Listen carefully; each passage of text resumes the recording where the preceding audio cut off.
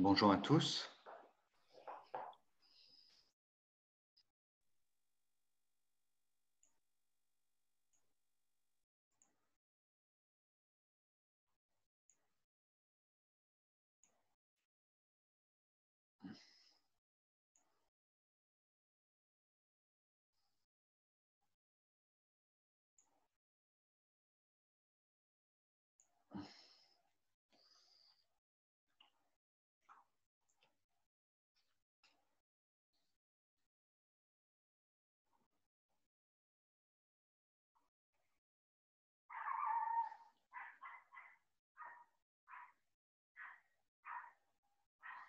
Donc, aujourd'hui, on va commencer le chapitre 7 sur, donc c'est calcul de primitives,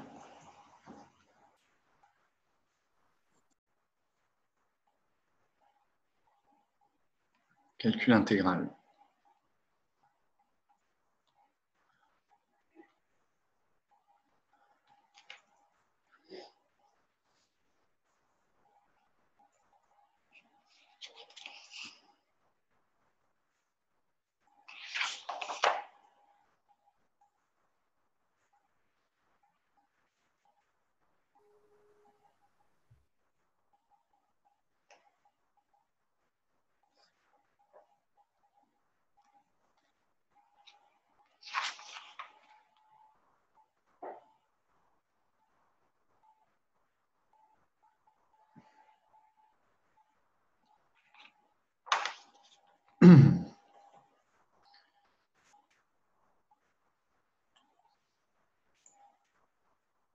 Chapitre 8, oui, si, chapitre 8.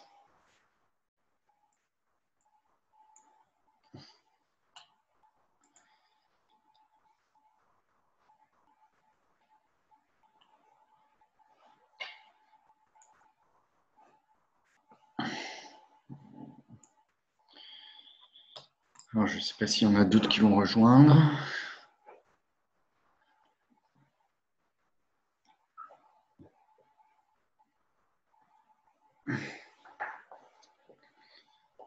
Donc, je vais peut-être suivre le plan du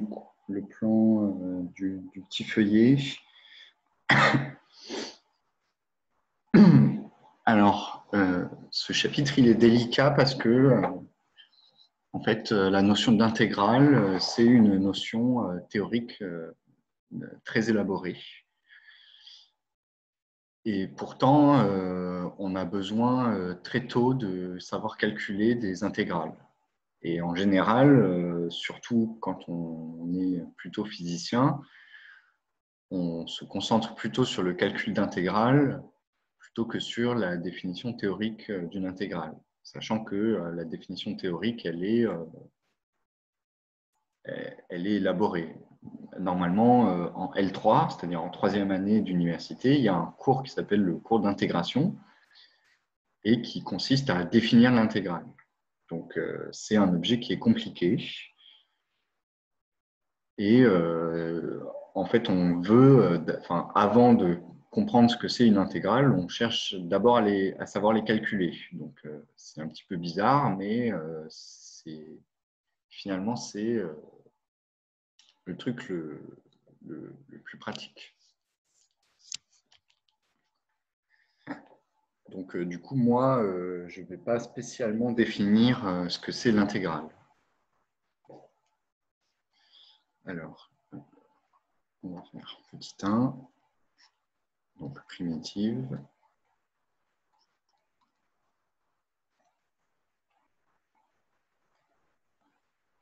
Donc, si f de i dans R est une fonction réelle,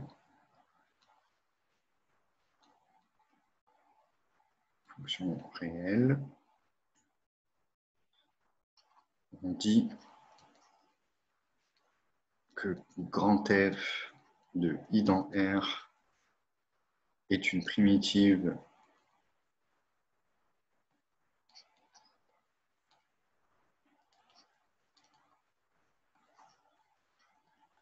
de petit f si f' de x, c'est égal à f de x pour tout x dans i. Donc si f est dérivable et f' de x égale petit f de x. Alors, donc je donne un exemple.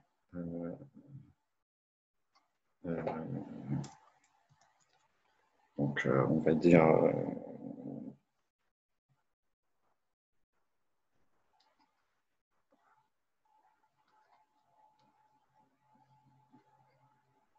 trois x carré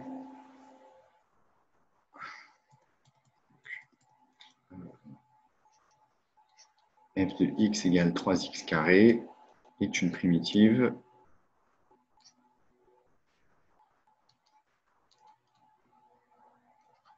de f de x égale 6x.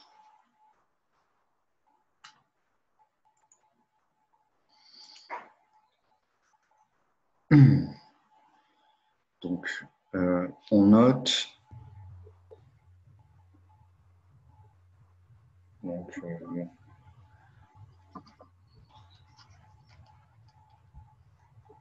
on désigne par donc, intégrale de f de x dx une primitive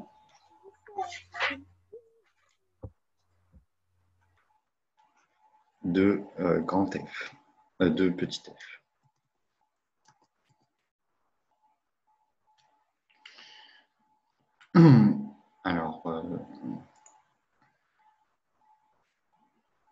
Alors, en fait, cette notation, elle est un peu bizarre parce que, en fait, donc ça, c'est ce qui s'appelle le théorème fondamental de l'analyse.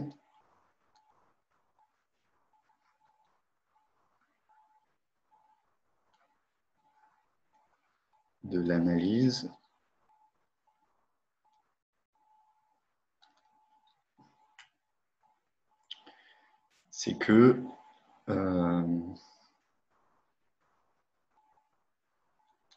si f de i dans R est une fonction continue,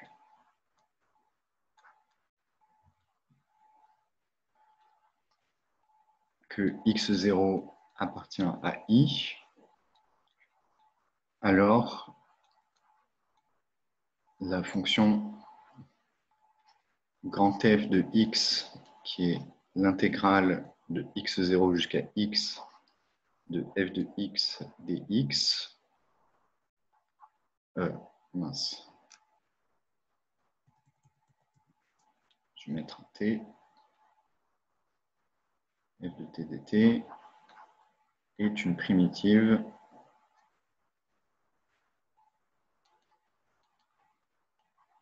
de petit f. Donc en fait, f' égale f.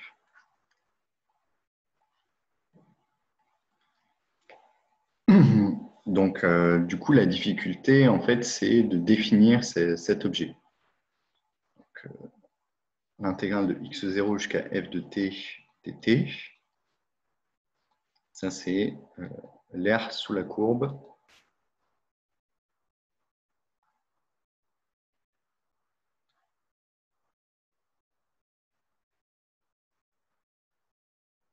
de f. Sachant que c'est positif au-dessus de l'axe des abscisses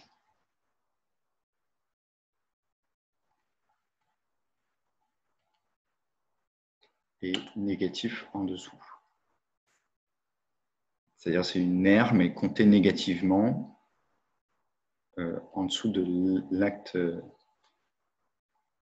au-dessous de l'axe des abscisses.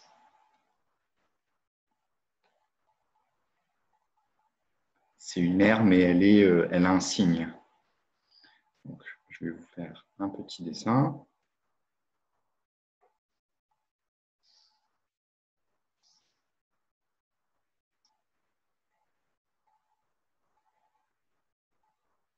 Hop.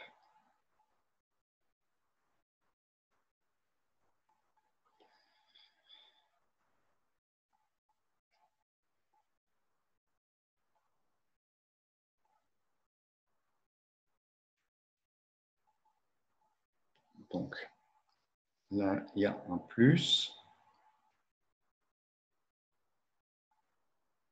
Et là, il y a un moins. Et donc, là, je vais mettre x0. Là, je vais mettre x. Intégrale de x0 jusqu'à x de f de t dt. C'est l'aire sous la courbe. R assuré.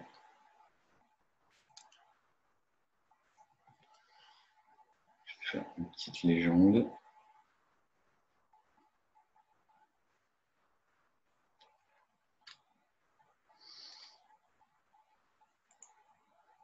Alors, donc, je vous ai dit que définir l'intégrale, c'était difficile.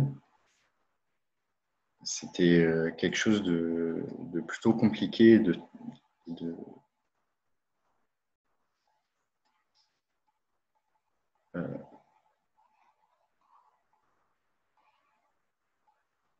plutôt général.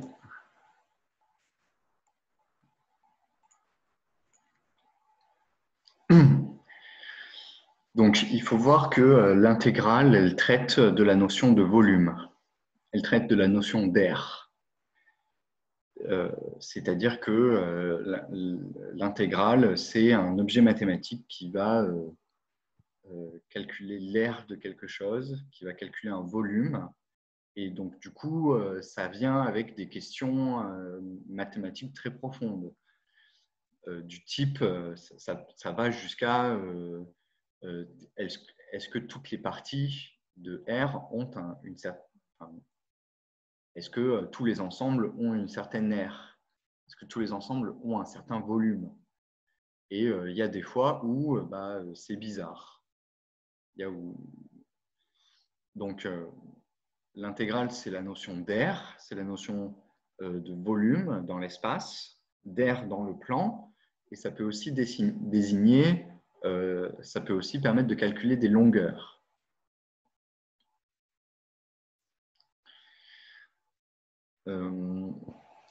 Alors, si vous voulez, donc, il y a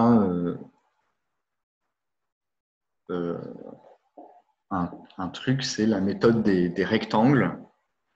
Donc, c'est méthode des rectangles.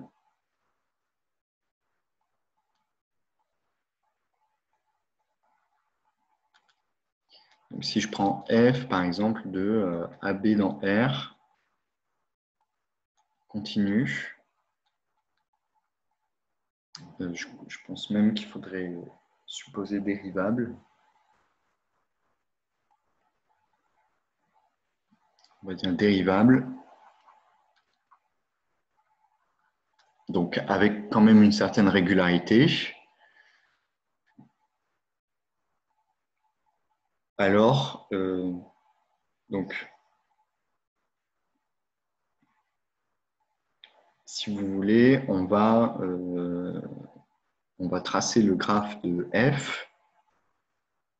Donc, comme ça, je fais le même graphe à peu près. Très bien.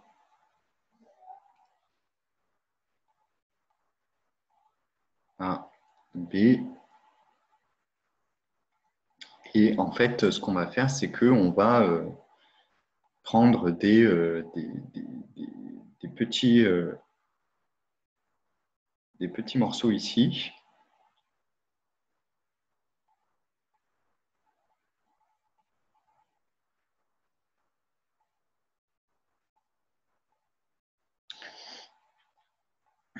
Et en fait, on va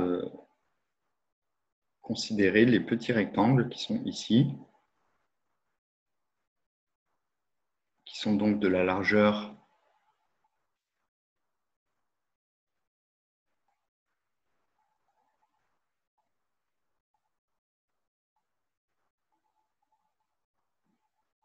donc on peut est-ce que je le fais dépasser?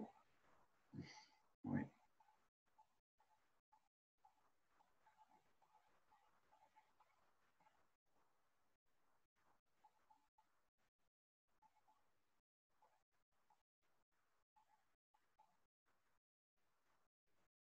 Bon, c'est pas hyper beau.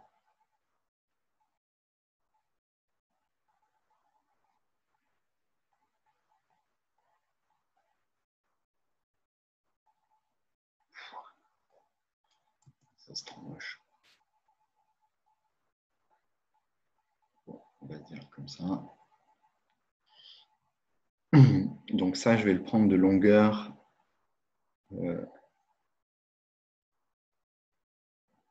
B-A sur N. Donc je vais dire que à l'étape N,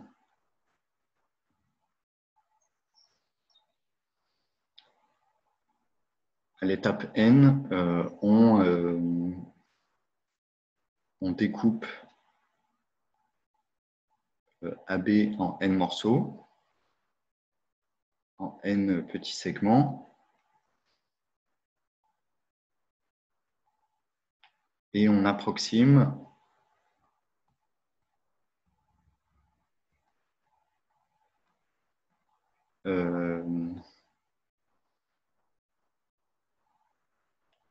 donc, si vous voulez, il y a f de x par sa valeur au point de subdivision.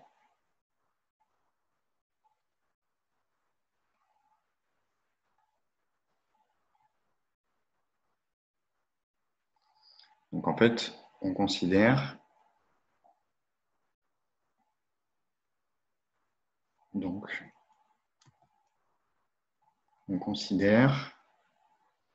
c'est la somme. Alors, en fait, on considère l'aire formée par les triangles, l'aire formée par les rectangles,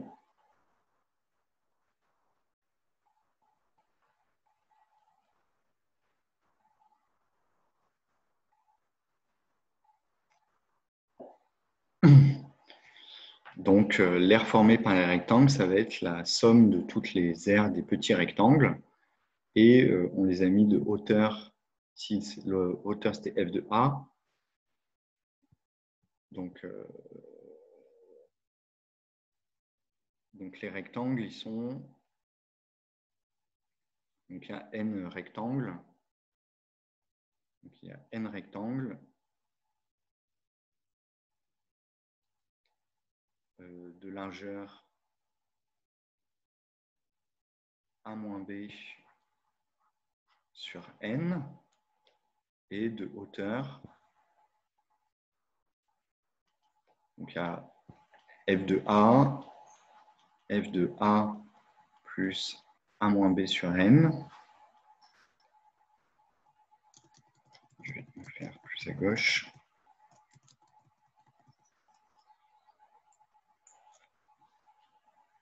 Avec un S. F de a plus valeur absolue de a-b sur n. F de a plus 2 a-b sur n, etc. jusqu'à f de, donc c'est a plus n-1 sur n fois a-b.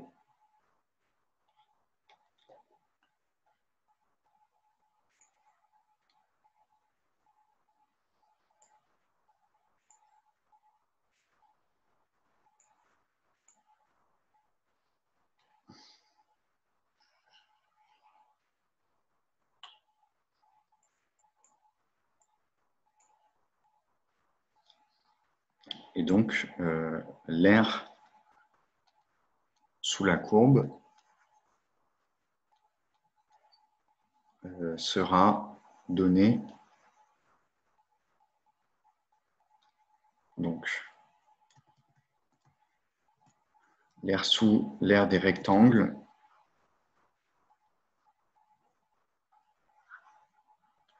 sera donné par donc la somme de des largeurs fois les hauteurs. Donc ça va être 1 moins b sur n, ça c'est la largeur commune.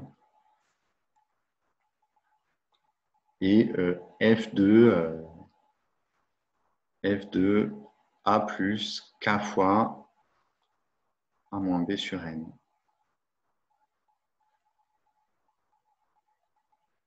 Pour k allant de 0 jusqu'à n-1. Donc ça, c'est égal à a moins b divisé par n fois la somme des f de a plus k a moins b sur n.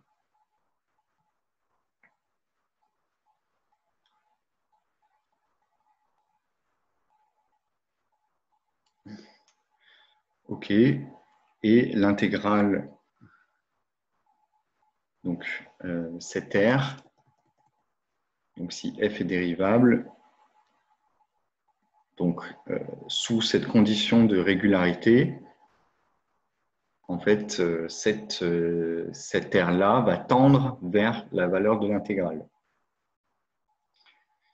Donc, ces R, quand on diminue la subdivision, tendent vers l'intégrale. Donc, c'est-à-dire que l'intégrale de a à b de f de t dt, c'est égal à la limite, quand n tend vers plus l'infini, de a moins b sur n fois la somme des f de a plus k a moins b sur n. K égale 0 jusqu'à n-1. Et le théorème fondamental de l'analyse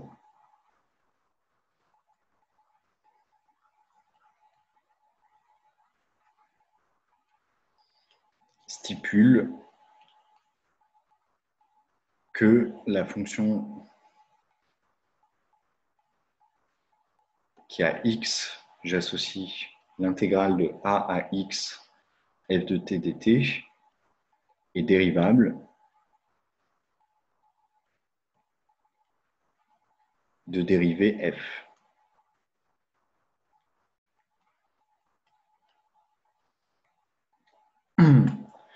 Donc, le théorème fondamental de l'analyse, lui, il est encore valable pour la fonction f seulement continue. Mais par contre, il peut y avoir des problèmes dans la définition En fait, c'est plus difficile à définir l'intégrale pour une fonction qui est juste continue. Alors, du coup,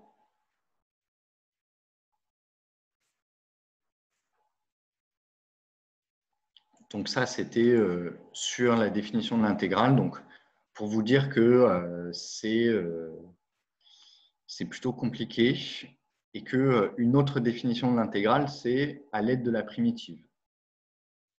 C'est-à-dire qu'en fait, on définit l'intégrale comme étant une primitive de la fonction et c'est tout.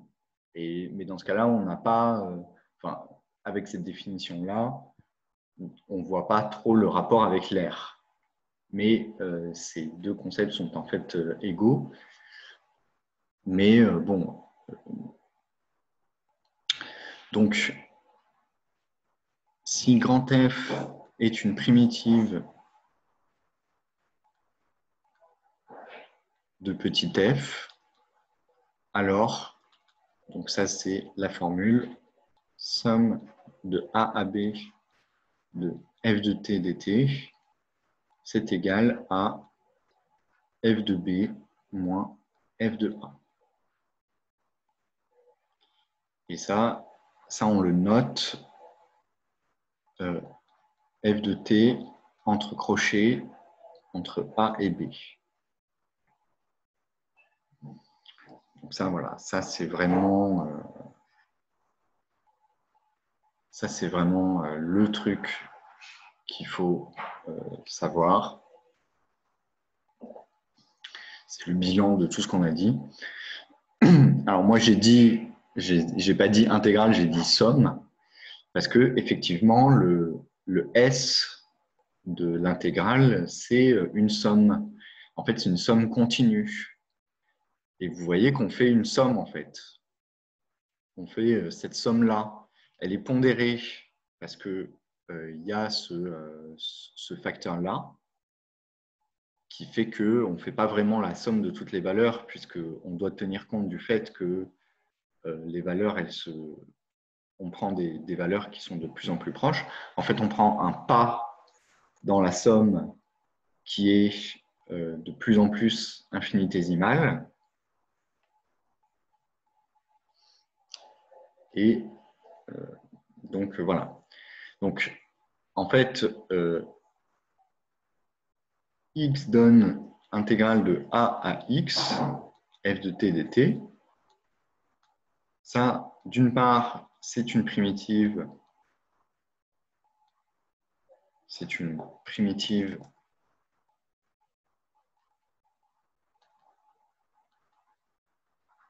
de petit f.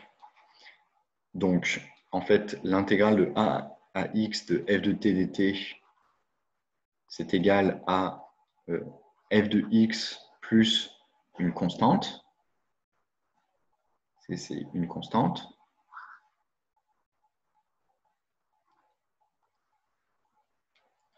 Et deux, que vaut cette constante?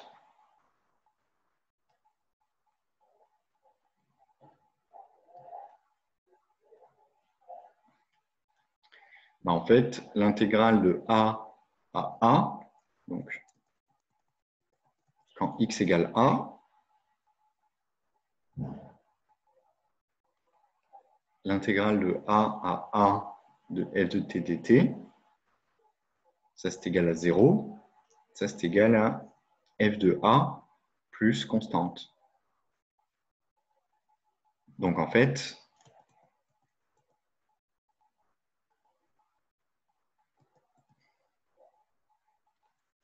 donc c égale moins f de a. Et donc, l'intégrale de a à b de f de t dt, c'est égal à f de b moins f de a. Donc vous voyez, il y a un terme qui correspond à... On peut voir ça comme étant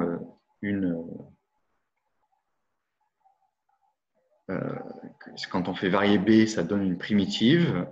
Et le truc f de a ici, c'est pour faire en sorte que quand b égale a, en fait, ça fait 0.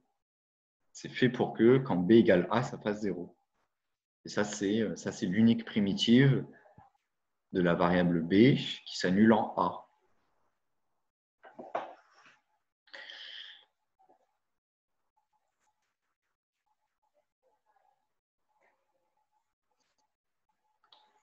OK.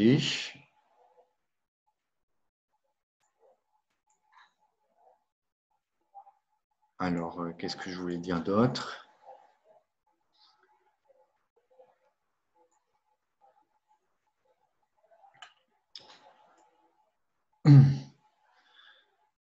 Donc,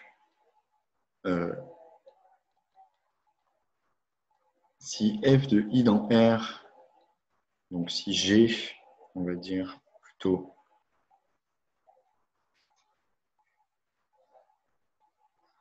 si g de i dans R est dérivable avec g' de x égale 0, quel que soit x appartenant à i, alors g est constante.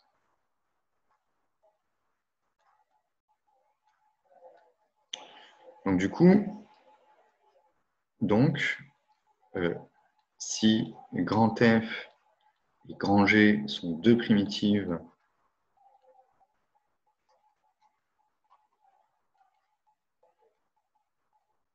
de petit f, alors f moins g prime, ça va être grand F prime moins G prime, ça va être F moins F, c'est égal à 0.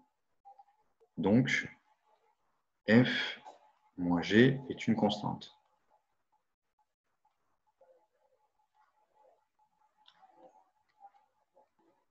Et donc, deux primitives de F sont égales à une constante près.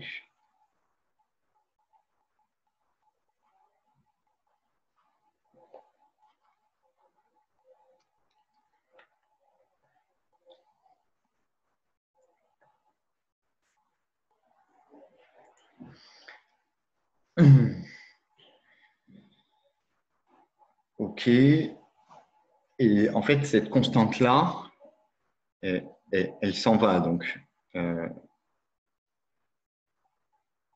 ce qui implique que f de b moins f de a, ce soit égal à g de b moins g de a. Donc, vous voyez, en fait, ici, on prend une primitive, mais n'importe laquelle fonctionne pour faire ce calcul-là. Les deux seront égales à une constante près. Et la constante, elle va s'en aller dans la différence. Elle va s'en aller dans le crochet. Ça, c'est le crochet.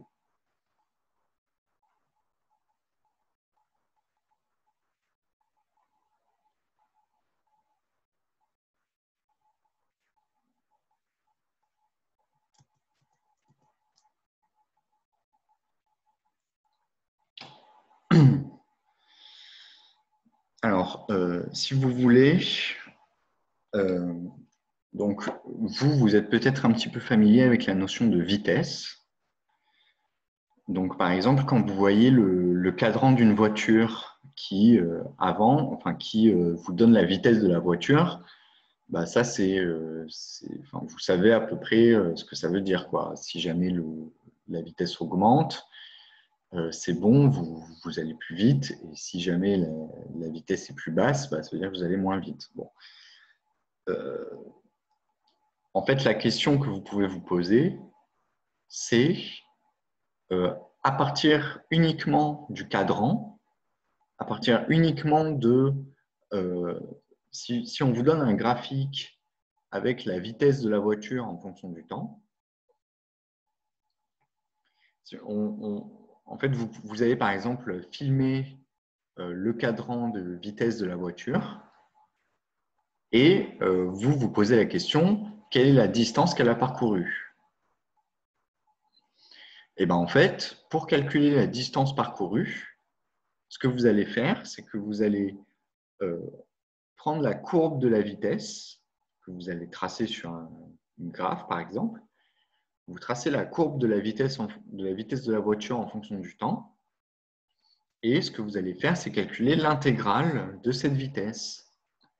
Et en calculant l'intégrale de cette vitesse, vous allez tomber sur la distance.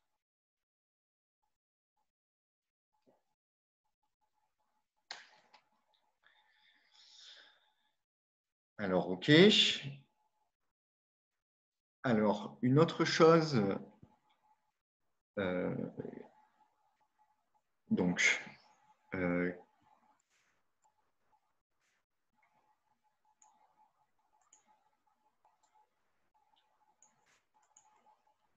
quelque chose qui peut sembler bizarre.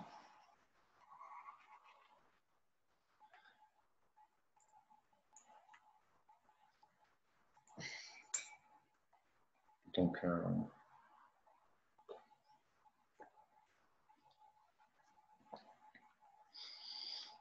Donc, si vous voulez, pourquoi est-ce que la dérivée du calcul de l'aire sous la courbe, ça donne la fonction?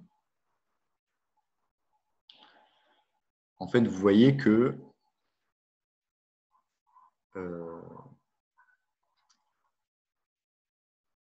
la vitesse de croissance de intégrale de a à x de f de t dt, ça c'est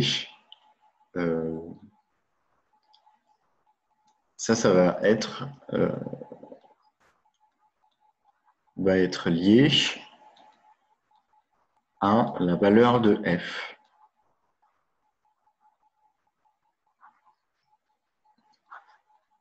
À la valeur de f en des points proches de x.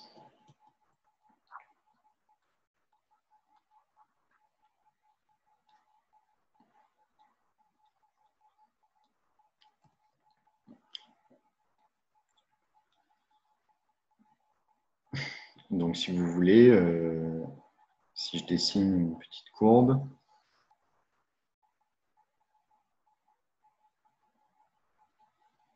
là, on fait du coup l'intégrale. Ça, c'est f.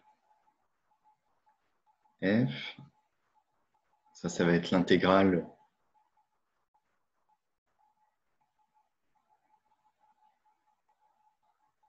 en x. Et là, je vais mettre x plus h.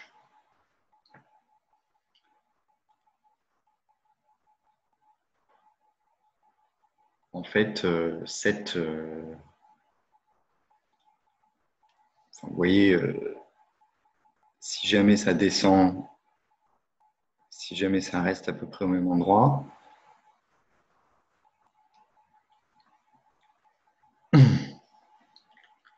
la vitesse de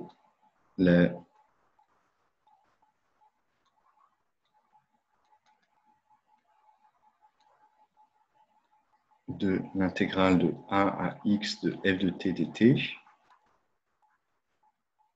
devra être proche de f de x plus h et qui sera à peu près égal à f de x pour h petit, puisque f est continu, si on suppose que f est continu.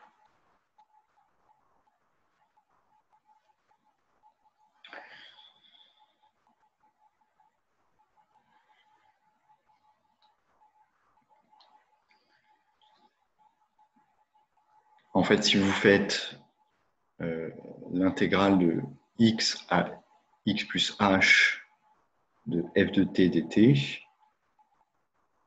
et que vous divisez ça par h, en fait, ça va tendre, lorsque h tend vers 0, vers f de x.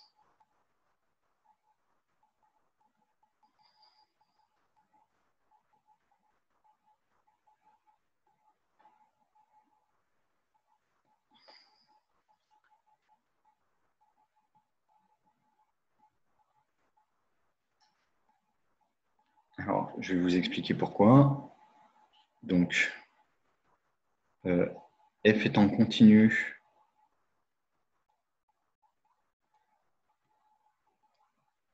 en x,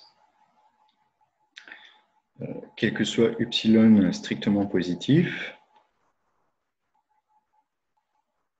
il existe un delta strictement positif tel que h strictement plus petit que delta entraîne f de x plus h moins f de x plus petit que upsilon.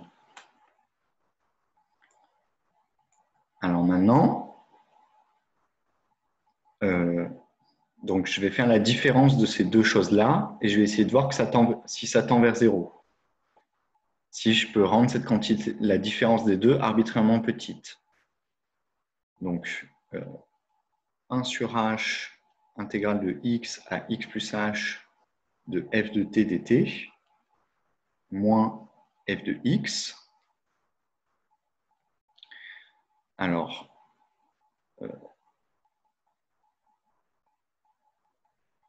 ça, en fait,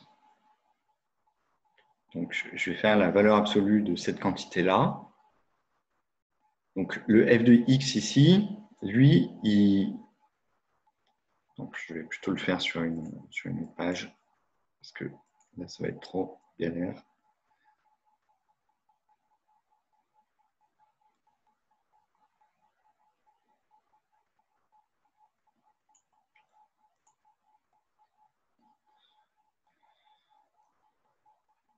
Donc,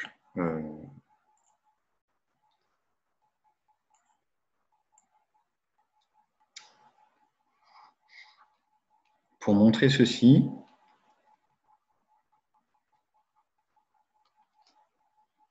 on montre que 1 sur h intégrale de x à x plus h de f de t dt, là je vais mettre une parenthèse, moins f de x, est plus petit que upsilon pour tout upsilon strictement positif et h inférieur ou égal à delta, sachant que le delta il peut dépendre de upsilon.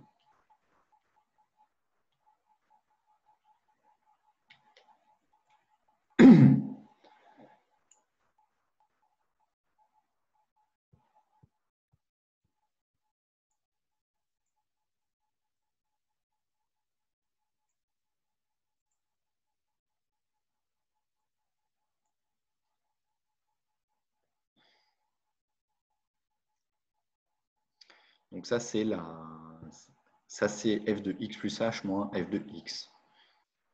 Donc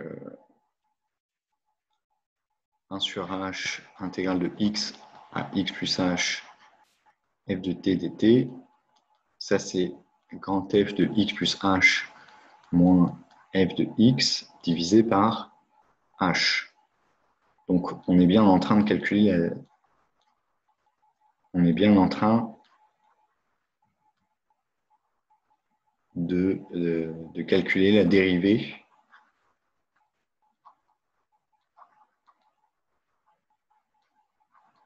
de grand F.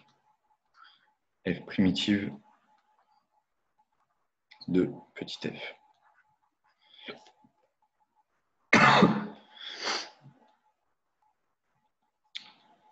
Donc maintenant, f de x. Donc le truc, c'est que petit f de x ici, ça c'est une constante par rapport, déjà c'est une constante par rapport à h, et en plus c'est une constante par rapport à cette quantité d'intégration. Donc si vous voulez, en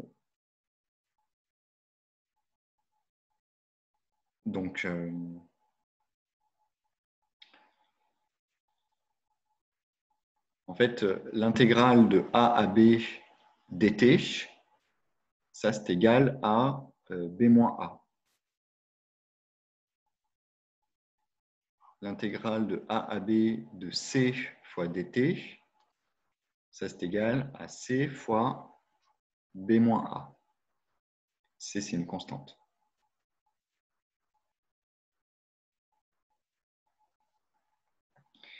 Et donc, du coup, en fait, f de x, ça, c'est égal à 1 sur h fois l'intégrale de x à x plus h de f de x dt. Et ici,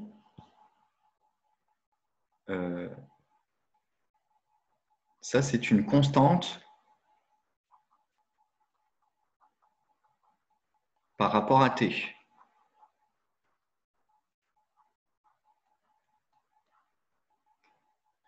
Donc, en fait, ça, c'est égal à Donc, c'est la différence des deux bornes.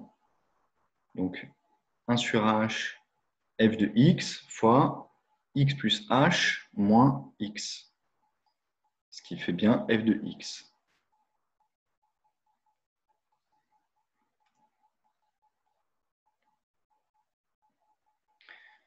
Donc, pour revenir au calcul, 1 sur h intégrale de x à x plus h de f de t dt moins f de x, ça c'est égal à 1 sur h fois l'intégrale de x à x plus h de f de t moins f de x. Vous voyez là, la différence, c'est que j'ai mis le f de x dans l'intégrale.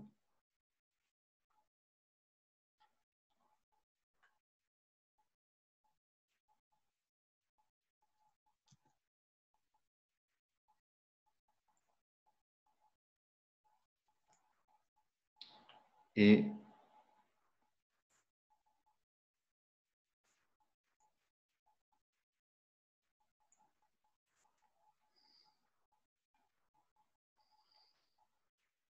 donc, f de x plus h moins f de x divisé par h, ça c'est donc moins f de x. Cette quantité-là, ça c'est égal à 1 sur h intégrale de x à x plus h f de t, mince, f de t dt moins f de x, qui est égal à 1 sur h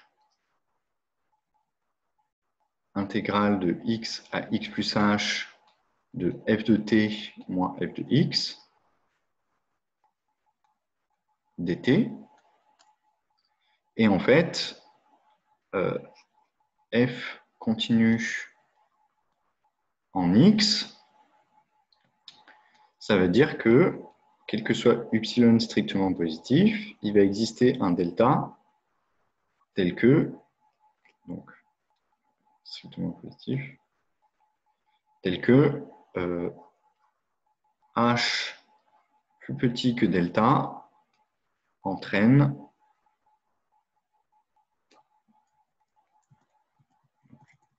tel que h plus petit que delta entraîne que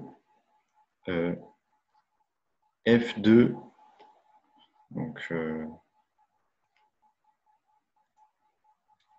vais pas l'écrire comme ça, tel que t appartient à x moins h, x plus h, implique que f de t moins f de x soit plus petit que upsilon. Et donc, en fait, l'intégrale ici, donc toute cette partie-là, ce truc-là, ça, ce sera plus petit que upsilon. Si h est plus petit que delta. Donc, du coup, ça fait que étoile est plus petit que 1 sur h fois l'intégrale de x à x plus h de upsilon fois dt.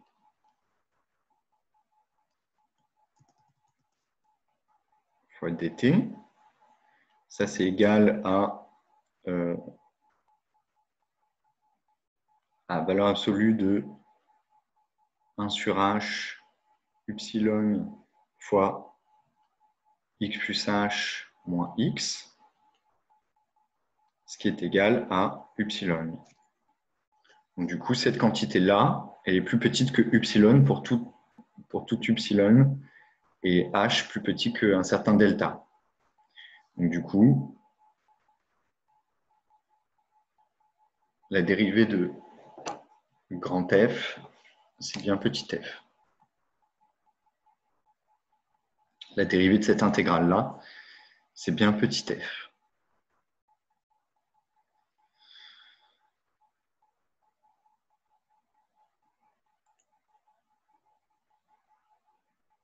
OK.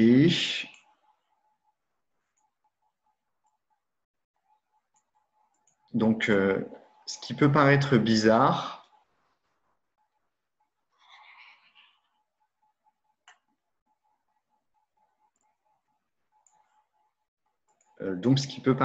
c'est que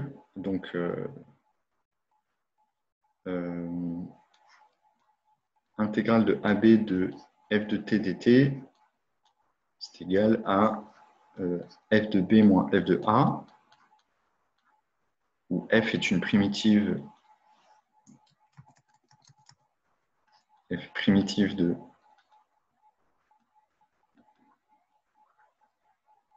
petit f. Donc, ce qui peut paraître bizarre, c'est que ceci, ça c'est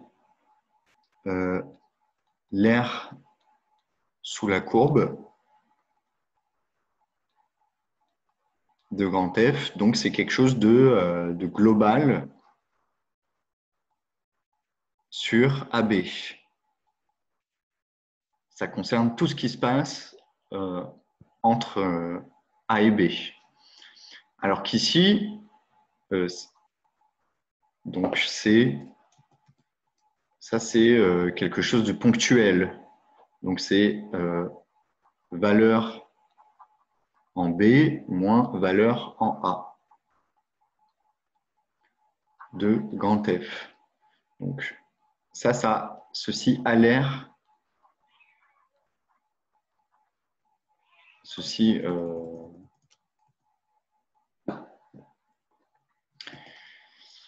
comment je peux dire ça? Ceci semble ponctuel en A et B. Comment est-ce que, sur ces informations sur A et B, c'est-à-dire les bornes d'intégration, je suis censé décrire quelque chose qui est global? C'est-à-dire ça concerne tout le segment AB, et ça concerne juste ce qui se passe en A et B. Donc ça, c'est bizarre. Mais en fait, le caractère, le côté global sur AB de la quantité f de B moins f de A est contenu dans le calcul de la primitive.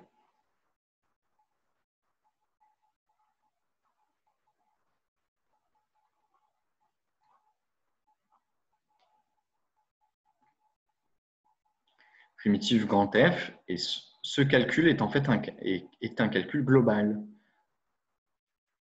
Ce calcul est global, c'est-à-dire qu'il concerne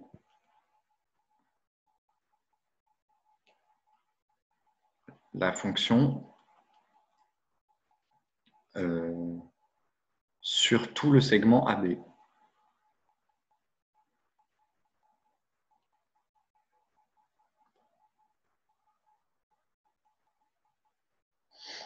Donc en fait, quand on est en train de... Enfin, je veux dire, c'est bizarre qu'on ait cette intégrale-là qui concerne tout l'intervalle AB qui soit réduit à un calcul de juste en deux valeurs. Et des fois, ces deux valeurs, ça fait 0, quoi.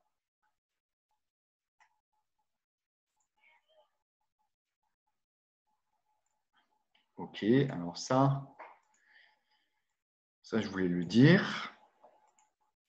Donc,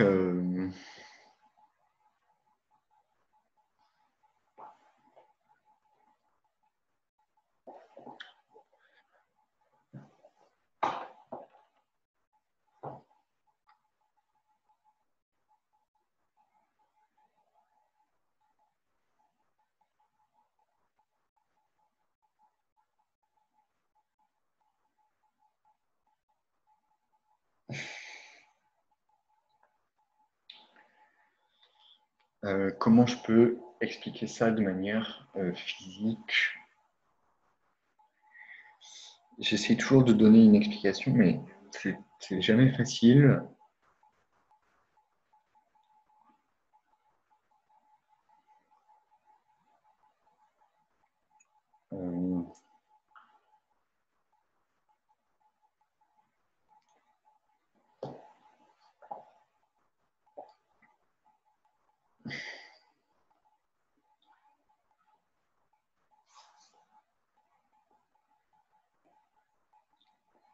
Euh, bon, ça ira. Alors, du coup, donc, par exemple, si on calcule, donc je vais déjà donner quelques petites règles de calcul.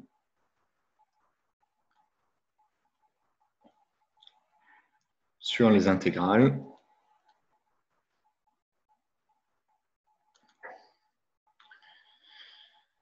Donc, l'intégrale de a à b de f de t plus g de t, donc je vais mettre un lambda g de t dt, où lambda c'est une constante.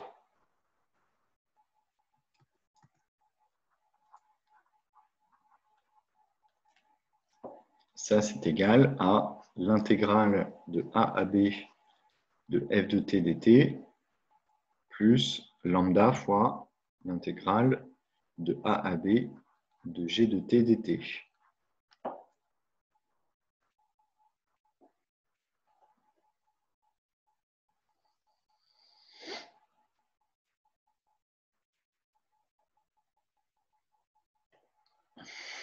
Alors, autre chose, c'est que si, quel que soit x appartenant à AB, f de x est positive, alors l'intégrale de a à b de f de t dt est positive. Et donc du coup, si quel que soit x appartenant à AB, f de x est plus petit que g de x, alors l'intégrale de a à b de f de t dt, ça c'est plus petit que l'intégrale de a à b de g de t dt.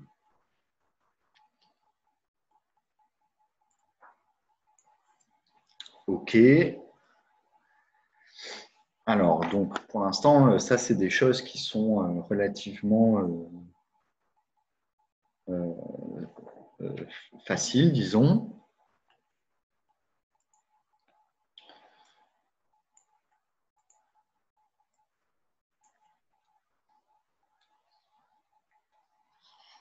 Donc, en fait, ça, c'est un sens. Donc, ceci n'est pas vrai avec la dérivée.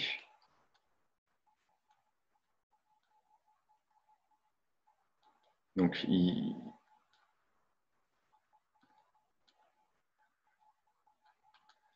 donc si vous voulez, f plus petit que g, quel que soit x appartenant à AB, ça n'entraîne pas du tout, que f' de x soit plus petit que g' de x. C'est très faux.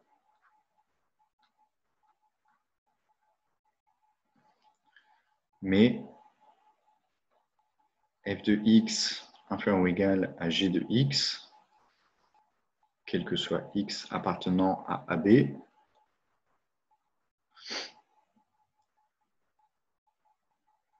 ça entraîne que l'intégrale de a à b de f de t dt soit plus petit que l'intégrale de a à b de g de t dt. Donc voilà, donc c'est un sens de l'implication en fait, qui est vrai. Et il faut faire gaffe à la constante en fait. Parce que si vous changez la constante, ça peut faire changer les inégalités. Mais si vous prenez les mêmes départs, les mêmes bornes, ça sera vrai. Alors,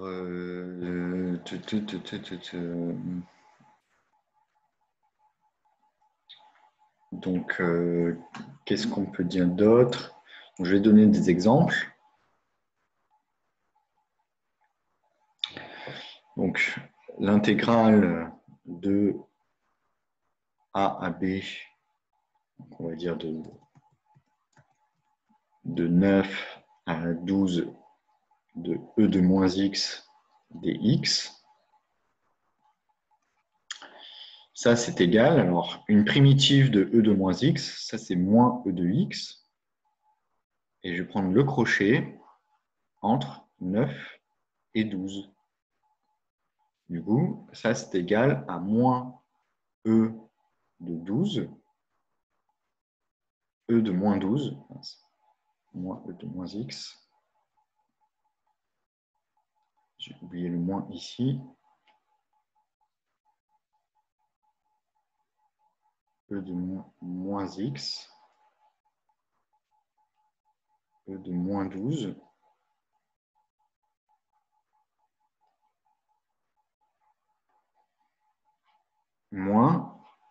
Moins E de moins 9.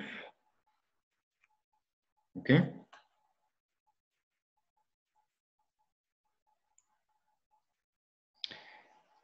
Et ça fait, du coup, E de moins 9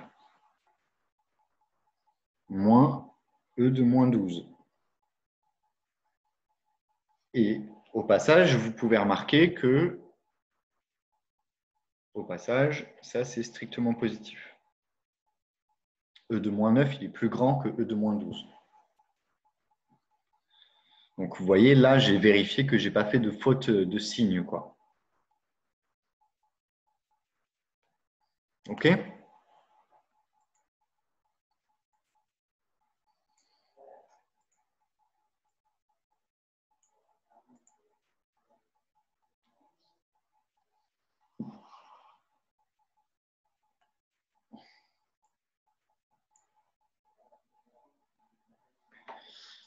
Alors, je vais donner peut-être un autre exemple. Donc, si vous voulez avoir l'air sous la courbe, 1, 2, 1, 1, 2, 2. Là, je vais prendre x carré. Non, je vais prendre x3. Donc là, je prends y égale x3. Et je veux l'air sous la courbe entre 1 et 2. Alors, évidemment, je l'ai mal fait. Donc, on va dire comme ça. Il faut quand même que ça vale 1 en 1.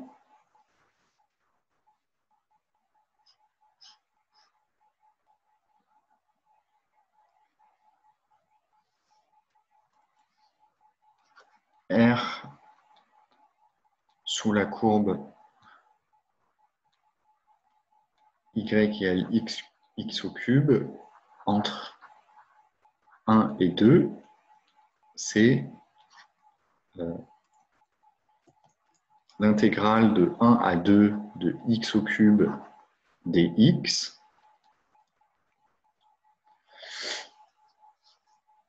Alors, une primitive de x au cube. Donc, pour tomber sur du x au cube, ce qu'il fallait à la base, pour tomber sur du x au cube, il a fallu qu'on dérive du x puissance 4.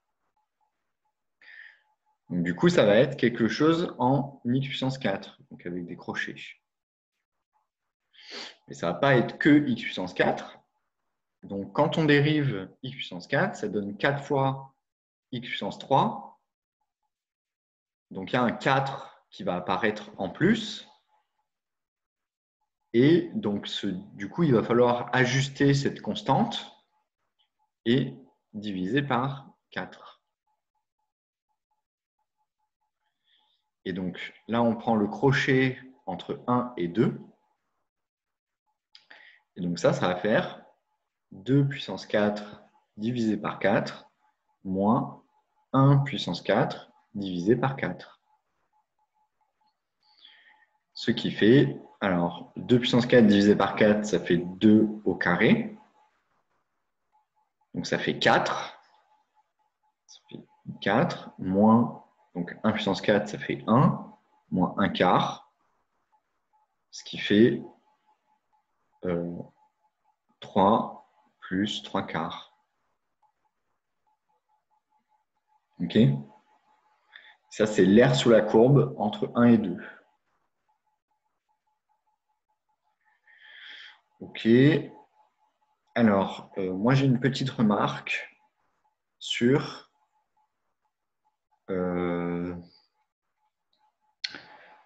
donc, on considère en fait l'intégrale de a à b de f de t dt. Ça, c'est égal à l'intégrale de a à b de f de x dx. Ce qui est égal à l'intégrale de a à b de f de Robert d Robert. Donc, t,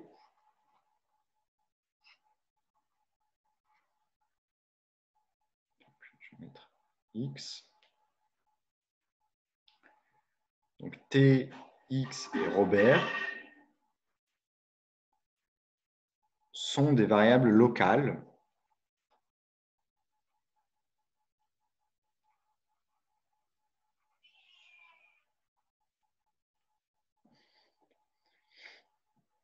Et le dt, ici, et ça ici,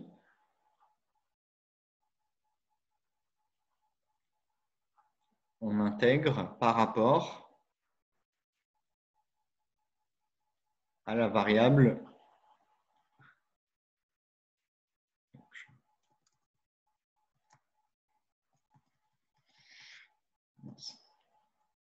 ce sont des variables locales.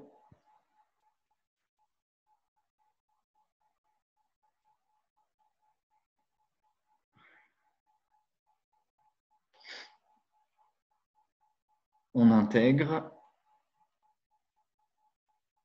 par rapport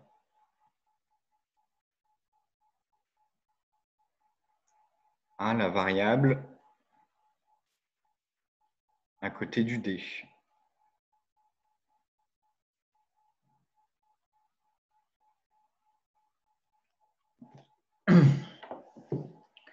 Donc ici, en fait, dt, ça signifie ça signifie en fait la différentielle de t, c'est-à-dire une variation infinitésimale de t. En fait, c'est un delta t, mais qui devient petit. Et ça, c'est en fait, le dt, c'est l'équivalent de a moins b sur n, quand n devient très grand. Donc, dt, c'est ce petit morceau infinitésimal. Normalement, en physique, vous devriez voir souvent des dx, des dt, dr, des trucs, des machins, enfin, quand on dit dx, ça signifie la différence de deux valeurs de x, mais qui est très petite. Donc, c'est une interprétation physique. Ce n'est pas forcément facile à interpréter mathématiquement, mais ça signifie une petite variation, une variation infinitésimale.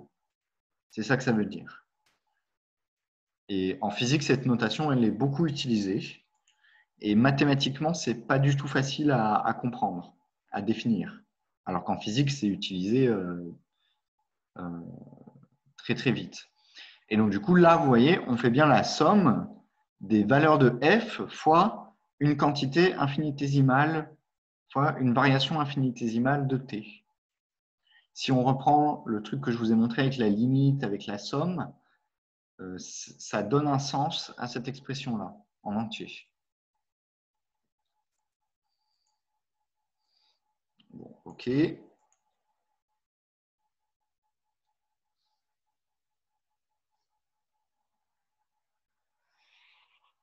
Donc, si vous voulez, somme de A à B de f de t dt, ça c'est égal à somme de A à B de f de x dx pour la même raison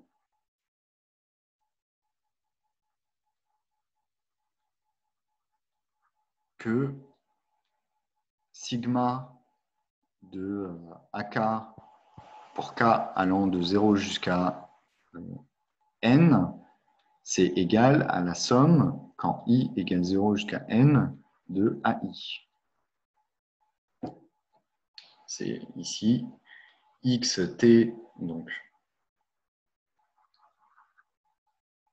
xt variable locale,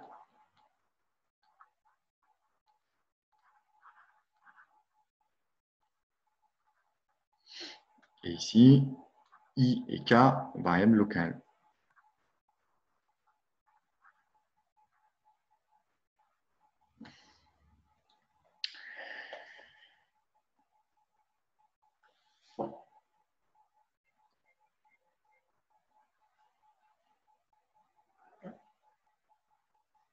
OK.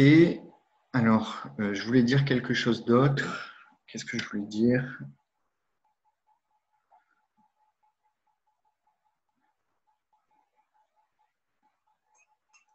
Donc, j'ai dit le dx, la somme. Je voulais dire quelque chose d'autre. Ah oui, voilà. Donc, on peut faire un parallèle avec les suites.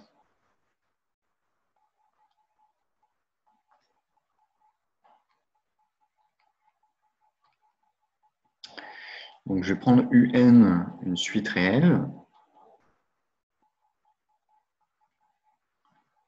et F de I dans R continue.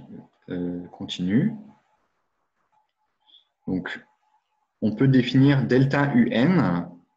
Ça, c'est UN plus 1 moins UN. Ça, c'est la dérivée discrète.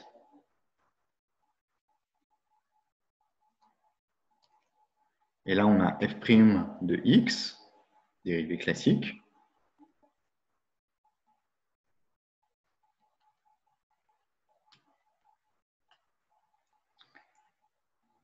Et en fait, si on fait la somme quand k égale 0 jusqu'à n-1 de delta uk,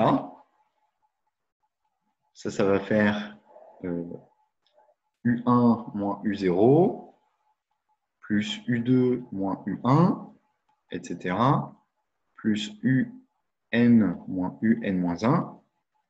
En fait, ça va être UN moins U0. Et ici, l'intégrale de A à B de f de t dt, l'intégrale de f', c'est égal à f de B moins f de A. Vous voyez, ça c'est similaire. La somme de la dérivée discrète, ça fait la différence de deux valeurs. Et ici, la somme de l'intégrale de la dérivée classique, ça fait la différence de deux valeurs. Donc, similaire.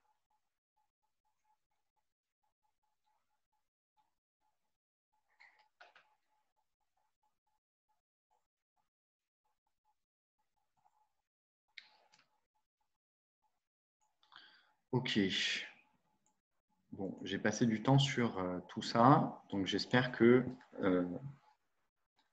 vous avez à peu près bien compris.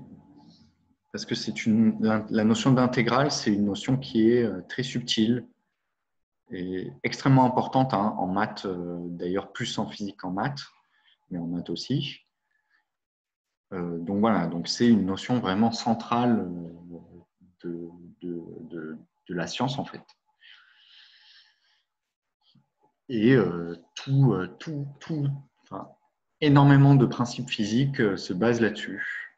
Et donc du coup, il faut comprendre, il faut avoir une intuition de ce que c'est une intégrale. Alors, je n'ai pas envie de... Donc je vais parler de l'intégration par partie.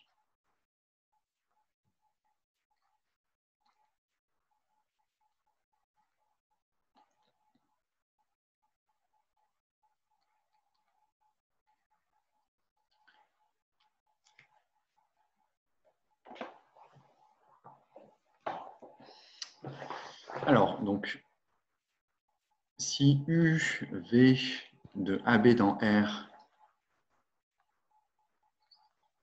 sont dérivables,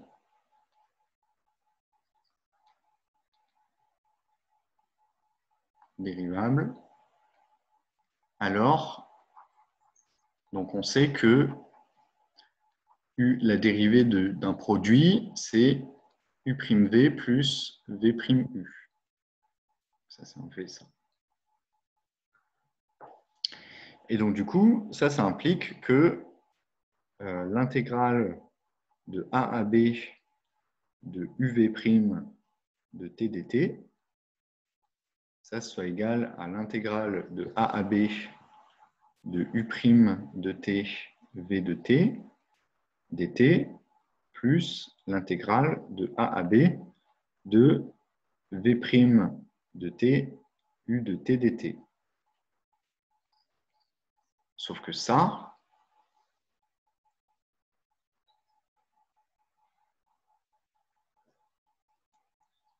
mince, oh,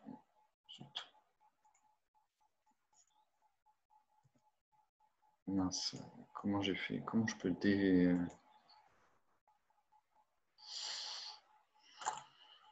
Pourquoi ça a tout sélectionné?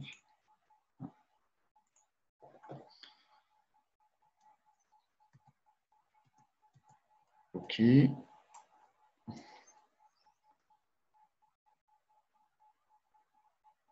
Sauf que ça c'est le crochet de UV.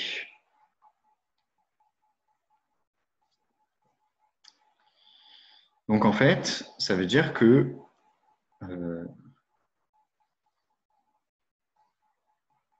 l'intégrale de A à B de U' de T V de T dt plus intégrale de A à B de V' de T dt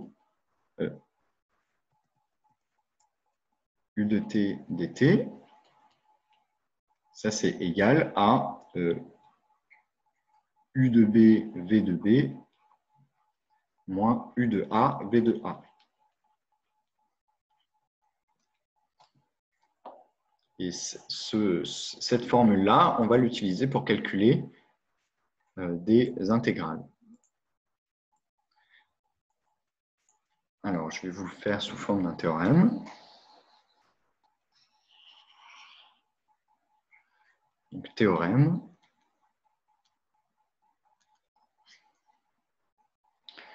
Donc, si F, G vont de AB dans R,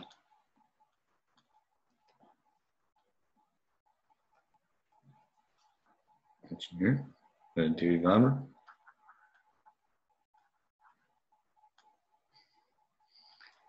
Alors, donc c'est l'intégrale de f' de t, g de t dt de A à B, c'est égal à le crochet f de t, g de t entre A et B moins l'intégrale de A à B de f de t, g' de t.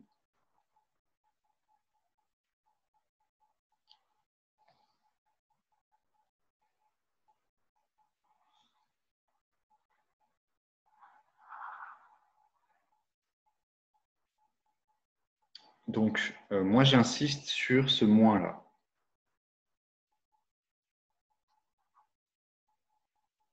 Attention au moins.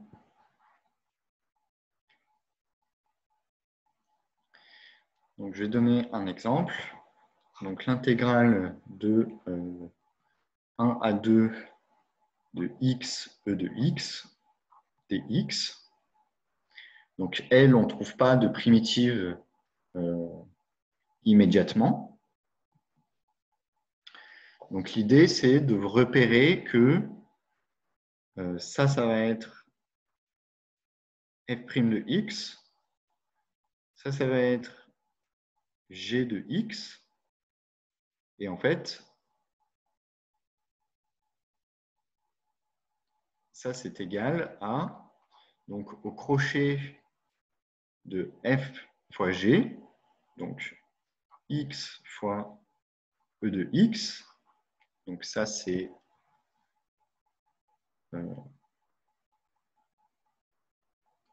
f de x. Ça, c'est g de x. Moins l'intégrale de 1 à 2. Donc, ici, le crochet va de 1 à 2. L'intégrale de 1 à 2 de g' de x. Ça fait 1 fois f' de x. Donc, 1 fois e de x dx. Donc, ça, c'est g' de x, ici. Et ça, c'est f de x. Donc, du coup, cette intégrale-là, ça vaut donc, ce crochet, 2e carré, moins 1 fois e puissance 1. Donc là, il y a le crochet, moins l'intégrale de 1 à 2. Alors, 1 fois e de x, ça fait e de x, ça fait e de 2 moins e de 1.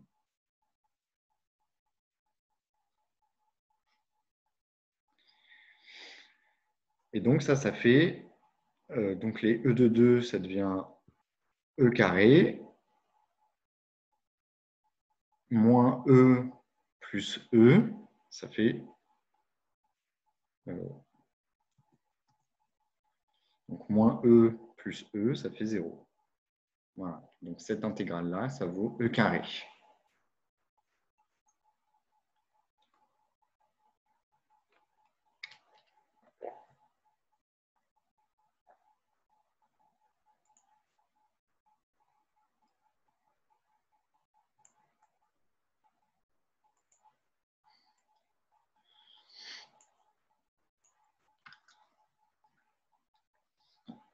Donc, la technique d'IPP, donc ça c'est IPP, c'est intégration par partie.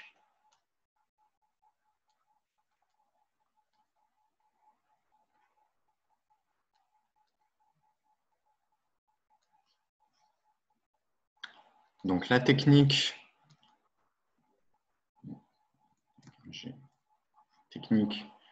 d'IPP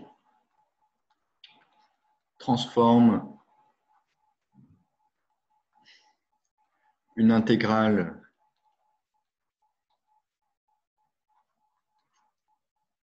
f' de t g de t dt en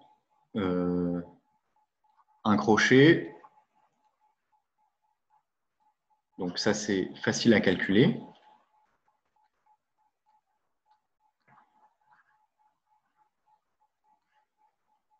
Moins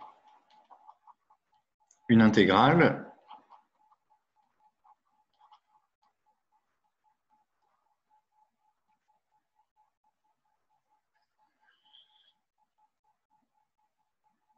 donc celle-là, on l'a supposé difficile. Une intégrale de f de t g' de t dt. Et le but, c'est que ce serait bien si elle était plus facile.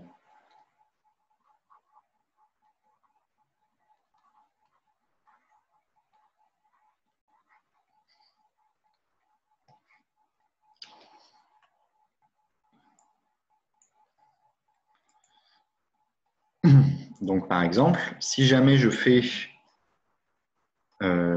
l'intégrale de x cos de x, des x, entre, on va dire, 0 et pi sur 2. Donc, celle-là, elle est difficile.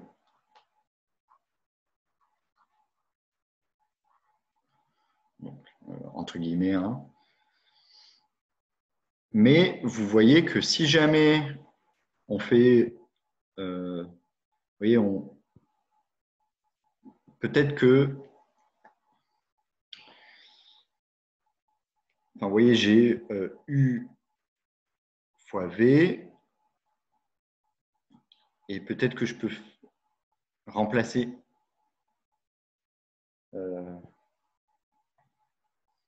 oui, donc en fait, je vais pouvoir faire, je vais dériver l'une,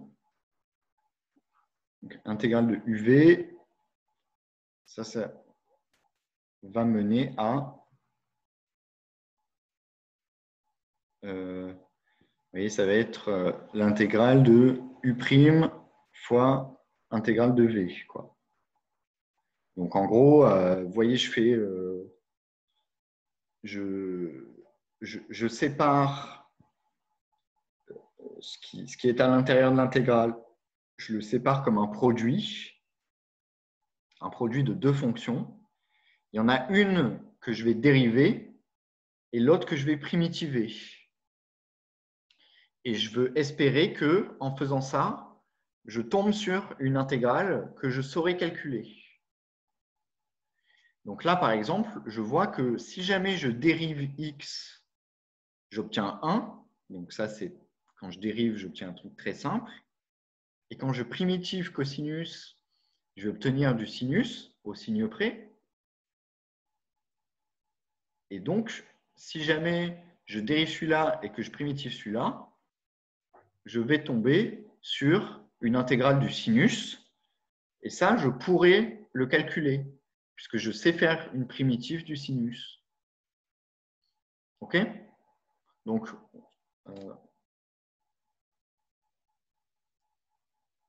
on va s'arrêter, mais c'est en gros ce qui se passe quand on fait l'IPP. Bon, jeudi matin, on redonnera des exemples, mais cet exemple-là, c'est typiquement quelque chose qu'on peut calculer avec une IPP.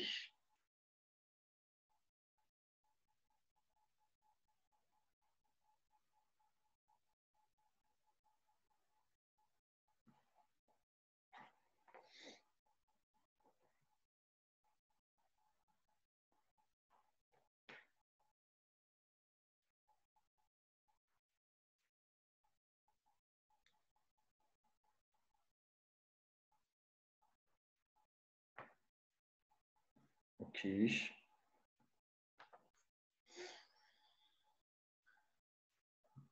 Bon. On va s'arrêter là. Bon, si vous avez des questions.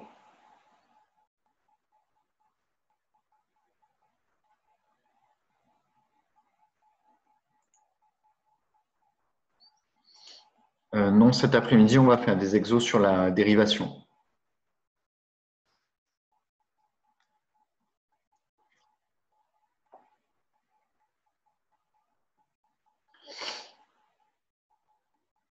On n'a pas fait d'exos sur la dérivation d'ailleurs, on n'en a pas fait, donc on va en faire.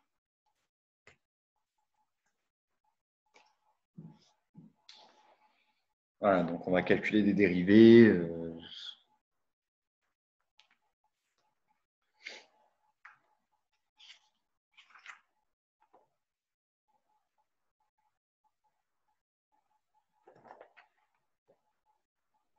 Bon, ok. Bah, à tout à l'heure.